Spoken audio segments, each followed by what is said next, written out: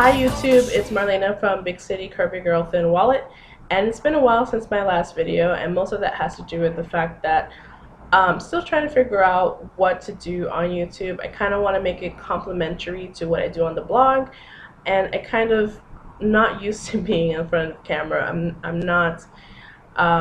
always the one behind the camera filming or shooting pictures, so this right here is very new to me.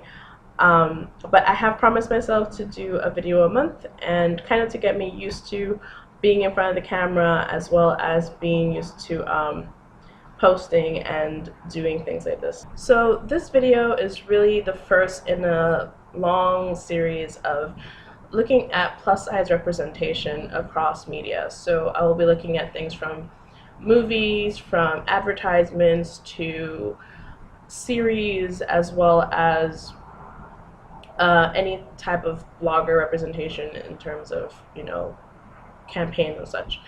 And the reason for this is because I feel that in order to break beauty standards and in order to break stereotypes, we have to look at what they are first and kind of analyze where we stand currently and in the past.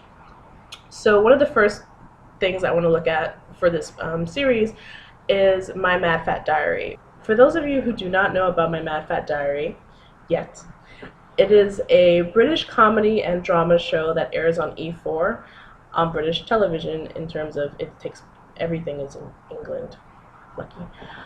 And it's set in the 90s, and it takes place in Stamford, Lincolnshire, and it follows a 16-year-old girl named Ray Earl, who just left the psychiatric ward. She was in there for 4 months to treat her self-harm as well as her binge eating. And it really goes to follow her journey in terms of mental health, relationships, friendships, as well as body image. And body image plays a crucial role, especially in the first 2 series. Though the series follows Ray's mental health and body journey, it also focuses a lot on the actual group that she ends up joining and building up, to the point that she's actually the glue that maintains this group. And what I love about this show is the fact that, how this is the first show that I've seen that they do not mention, like, her friends around her, the people around her do not mention her weight. Her weight is not who she is. Who she is the fact that she loves music and she knows her music, and it's something that comes up constantly, that she knows her music. The group is shown to not care about her physical appearance, but rather her mental health as well as who she really is.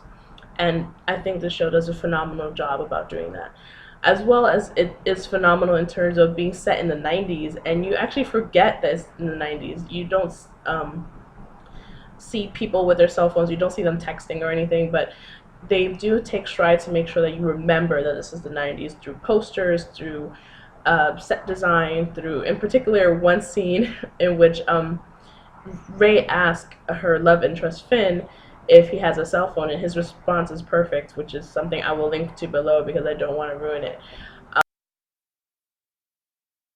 The reason why I feel that My Mad Fat Diary is such a positive representation of plus size women is because that it depicts a very realistic portrayal of body image, especially since it's both realistic and horrific.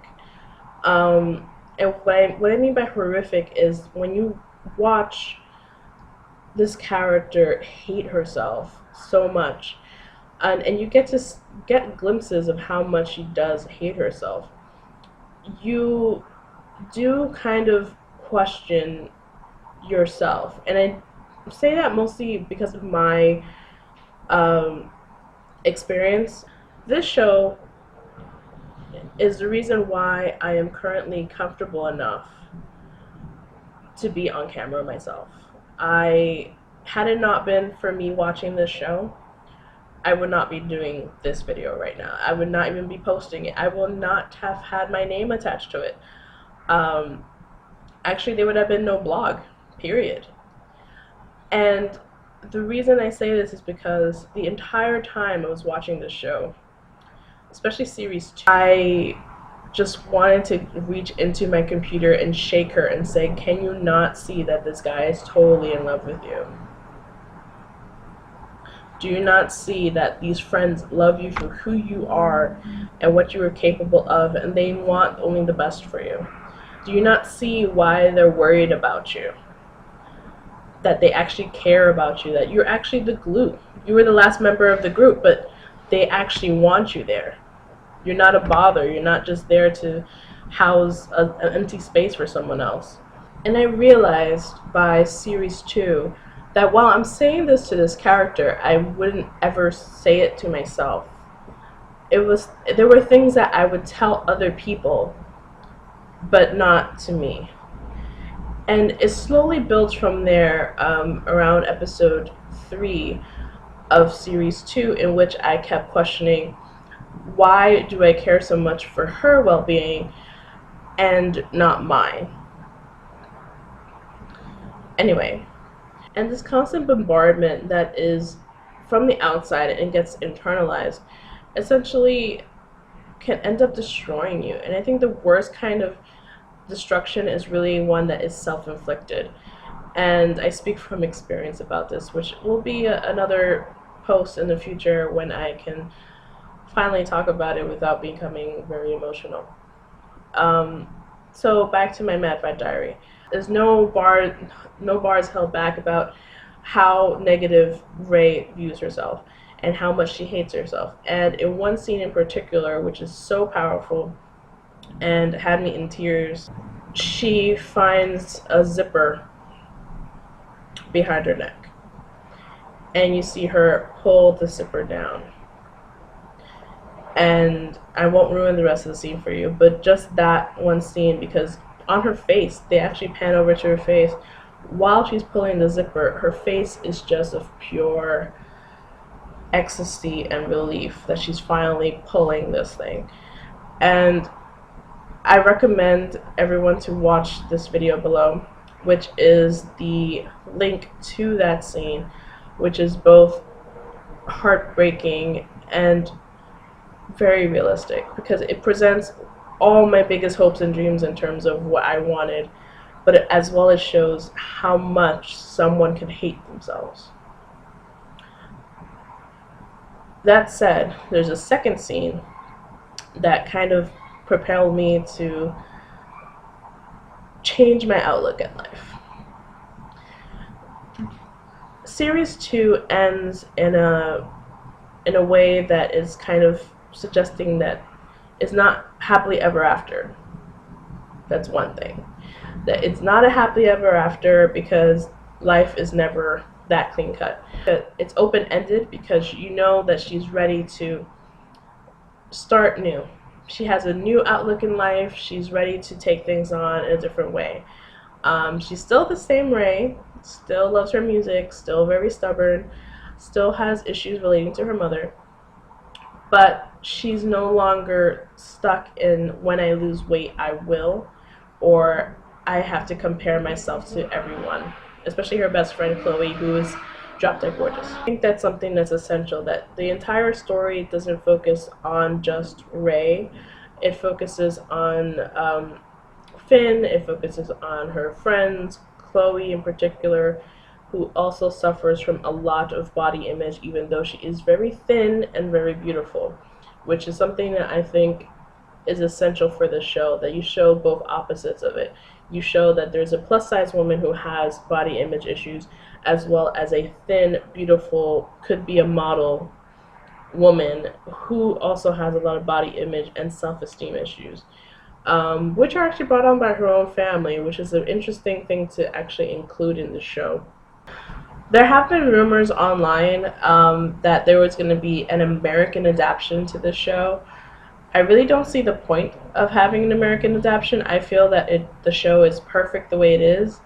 And I feel that if it was to be adapted by an American production team for an American audience, Ray's character and her journey is going to be substantially different. one major difference I can already see, Rey will probably be played by a thin woman in a fat suit. And having that fat suit probably removed in the end, in which case she loses weight and she becomes happy and gets her fin. That is stereotypical of Hollywood, and I would not be surprised to see that become the reality for this show if it's adapted. I really hope that it isn't. I hope that maybe BBC America or another outlet on television or online, even if it's Hulu, will put this show out there for people to watch, because it is something that remains with you. Oh, one thing I forgot to mention. Why is another positive, very positive representation, not only of plus size women, but women in general.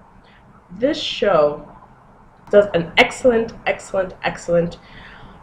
portrayal of feminine sexuality and feminine sexual attraction and feminine sexual drives, especially when you're a teenager. And that is something you will never, ever see in American television, which is why I think that this show should just be left alone. There's no reason why this show should be adapted for an American audience. I mean, it's in English. It's one thing if it was in Japanese or in Spanish or something. Even then, just put subtitles. But in this case, it's English. So I really hope that this video has inspired you to go see this show. I will post a link below of the latest playlist, because there are certain playlists that have been deleted that have the episodes of my Mad Fat Diary. So the ones that are currently available I will link to below, as well as those specific scenes that I mentioned. I hope that if you watch this show that you share it with someone who has low self-esteem or has issues with body image and negative self-talk. I believe that the show does an excellent job in kind of making you realize how you talk to yourself and how you shouldn't talk to yourself. Until next time, I will see you on the blog, and let me know in the comments below if you have watched my Mad Fat Diary, what is your favorite scene, what is your favorite ship, and as well as what shows, American or otherwise, or movies and such things like that, do you want me to look at for this series. I already have a list, and I will be posting that list up on my blog hopefully by the end of this week. And I believe that I will be doing this monthly, like I said. The series is going to be between YouTube as well as my blog, so some of it will be written and posted on the blog. So if you're not following my blog, please do so you can follow the rest of the series. And if you're watching this on my blog, please make sure to subscribe to my channel, and remember to break all beauty standards but not your budget. Bye.